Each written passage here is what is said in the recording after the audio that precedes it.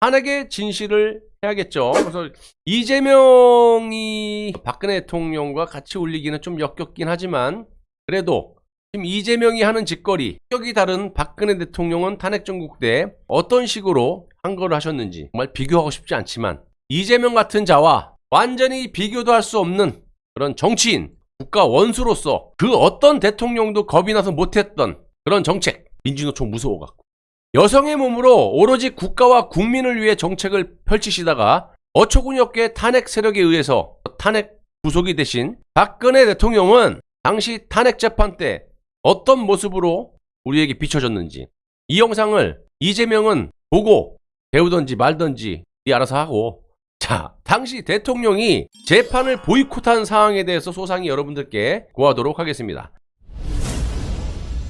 2017년 10월 13일 오후 4시 예정된 홍남기 증인의 증인 신문을 뒤로 밀어버리고 저들에게는 매우 중요한 박근혜 대통령의 재구속 수감을 위한 공작이 시작됐던 겁니다. 금요일 오후 4시였던 것을 미룬 이유는요, 주말에는 재판이 없잖아, 토요일 일요일 날. 그렇기 때문에 금요일에 특단의 조치를 취하지 않게 된다면 박근혜 대통령을 풀어줘야 하는 저들 입장에서는 매우 심각한 그런 상황이었다는 거예요. 좀 쉽게 말씀드리자면 금요일에 재구속을 시키지 못한다면 주말이 지나고 월요일 자정이 되면 박근혜 대통령에 대한 1차 구속영장이 그 효력을 상실하게 돼요. 따라서 법원이 금요일 안에 박근혜 대통령에 대한 추가 구속영장 발부에 대한 결론을 내리지 않으면 박근혜 대통령을 서울구치소에 가둬놓고 재판을 할 법적 근거가 사라지기 때문입니다. 그래서 금요일 오후 4시에 홍남기의 이 증인신문을 취소했던 것이고, 이날 오후 5시 5분경 같은 날 취소해버리고 금요일 오후 5시 5분경 언론에 속보가 뜨게 됩니다. 김세윤 재판장이 증거인멸에 우려가 있기 때문에 박근혜 대통령이 증거인멸에 우려가 있대. 구속의 사유와 필요성, 상당성이 인정이 된다면서 박근혜 대통령에게 추가 구속영장을 발부했다라는 기사입니다. 자, 김세윤 판사가 추가 구속영장 발부의 근거로 삼는 것이 바로 SK그룹의 89억 뇌물 요구 사건인데요. 이 사건은 검찰에서 석 달, 특검에서 석 달, 모두 6개월에 걸쳐서 관련자들을 조사했기 때문에 사실상 수사도 다 끝난 그런 사건이라는 거예요.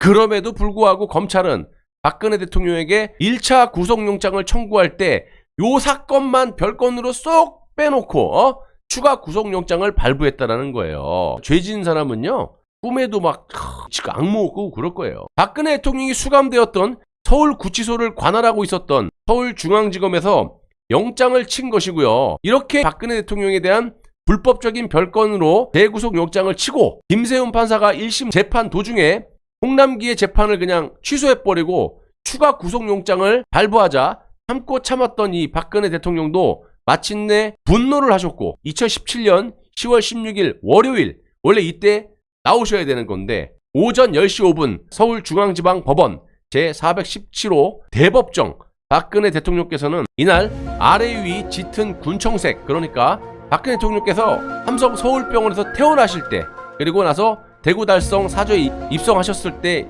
그 입었던 옷을 입고 법정에 출석을 했는데요. 이 당시 잘 끼지도 않았던 이런 안경을 끼고 입장을 하셨다는 겁니다. 자, 김세윤 재판장이 재판을 시작하자 박근혜 대통령께서는 준비해온 메모를 보시면서 이렇게 말씀을 하셨습니다. 제가 구속이 된 이후 주 4회씩, 이거는 인민재판이에요. 이거는 사형수도 이렇게 주 5일이니까 토요일을 법원이시니까 매 하루에 한 번씩 했다라는 거 아닙니까?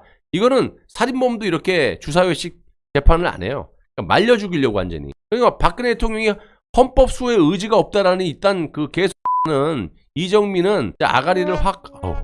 박근혜 대통령께서 어쨌든 구속이 된 이후 주 4회씩 재판을 받은 지난 6개월은 참담하고 비참한 시간들이었습니다. 한 사람에 대한 믿음이 상상조차 하지 못한 배신으로 돌아왔고 이로 인해 저는 모든 명예와 삶을 잃었습니다. 무엇보다 저를 믿고 국가를 위해 헌신하시던 공직자들과 국가 경제를 위해 노력하시던 수많은 기업인들이 피고인으로 전락해 재판을 받는 걸 지켜보는 것은 참기 힘든 고통이었습니다. 하지만 염려해 주시는 분들께 송구한 마음으로 공정한 재판을 통해서 진실을 밝히고자 하는 마음으로 담담히 견뎌왔습니다. 사사로운 인연을 위해서 대통령의 권한을 남용한 사실이 없다는 진실은 반드시 밝혀진다는 믿음과 법이 정한 절차를 지켜야 한다는 생각에 심신의 고통을 인내했습니다. 저는 롯데나 SK뿐만 아니라 재임 기간 그 누구로부터 부정한 청탁을 받거나 들어준 사실이 없습니다. 재판 과정에서도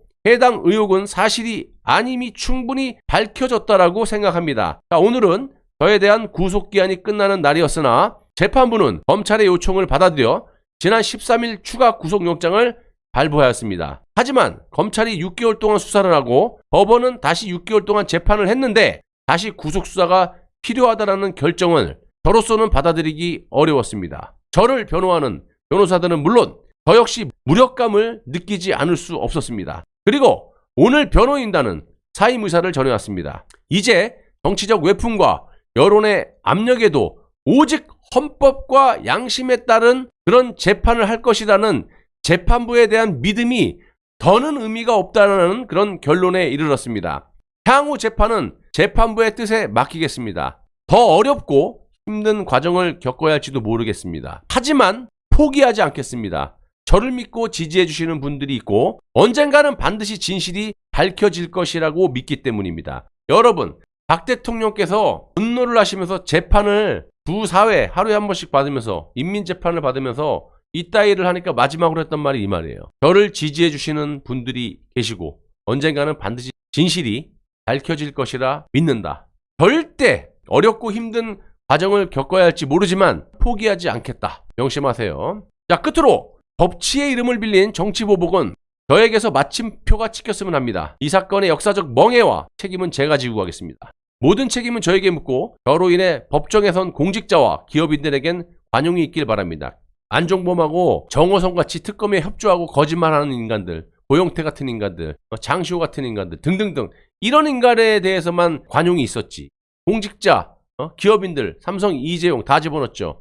롯데, 신동빈 다 집어넣었죠. 공직자라고 하면 대표적으로 야밤에 보건복지부 장관 문효표 장관 불러다가 박근혜가 시켰다라고 해. 근데 강건하게 나오고 안 시킨 걸 어떡하냐, 어떻게 말하냐. 결국 감옥에 가신 그분도 어쨌든 구속됐죠. 진실을 말하는 사람은 구속이에요. 안종범, 고영태, 정호성, 장시호 등등등 이런 것들 같이 특검에 협조하고 거짓 위증교산, 김한수 이런 김한수는 아예 구속조차 안 됐어요. 지금 뭐 미국으로 도망갔는지 딱 다 잡아 족초해야 된다고 생각하고요.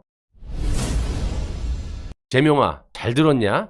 내 놈은 니 혼자 살아보겠다라고 꼬랑지를 살랑살랑 흔들으면서 너를 지지하는 그 넉빠진 좌좀들을 버리고 뭐 하는 짓거리냐? 박근혜 대통령을 봐봐. 불알 떼버려. 자, 저런 게 바로 지도자의 자세라는 거예요. 박근혜 대통령 같이. 하긴 뭐 박근혜 대통령을 뭐 저런 비인간적이고 저런 범죄자하고 비교한다는 것 자체가 어불성설이니까 비교 안 하겠습니다. 그만할게요. 당시 이 박근혜 대통령은 재판을 거부하는 폭탄 선언을 하셨고 재판부를 향해 가볍게 목례를 한 뒤 법정을 떠나셨고요. 그 이후로는 박근혜 대통령의 모습을 볼 수가 없었던 겁니다. 니들 마음대로 해. 난 여지까지 헌법을 수호하고 인민재판, 정말 사형수보다 더 혹독한 재판 하루에 한 번씩 재판장에 끌려가서 받았는데 니들이 이딴 식으로 불법적으로 목표 설정을 해놓고 나를 그냥 탄핵 구속시킨다면 나는 보이콧하겠다. 이게 무슨 재판이냐. 박근혜 대통령께서는 그때부터 법원에 어떤 판결이 내려지던 간에 일체의 항소나 상고를 하지 않으셨어요. 야, 진짜 울면서 박근혜 대통령 사랑해요. 조작검사들은 화형시켜야 됩니다. 이런 분들 다 어디로 숨으셨어요? 누구 주름 개수 세고 있습니까? 정말 양심이라는 것이 있는지 내가 묻고 싶습니다.